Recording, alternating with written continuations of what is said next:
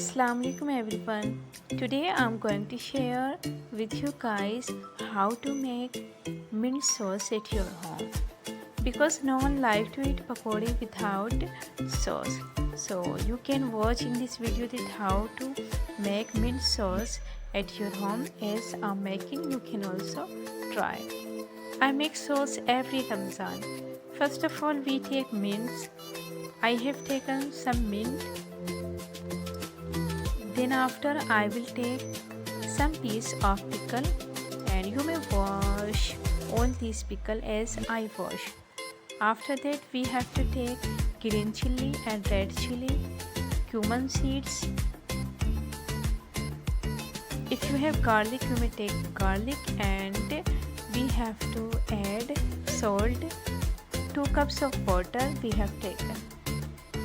Grind. Now our sauce is ready. Actually, I didn't add garlic in that, so I will add now. Thank you for watching this video. Don't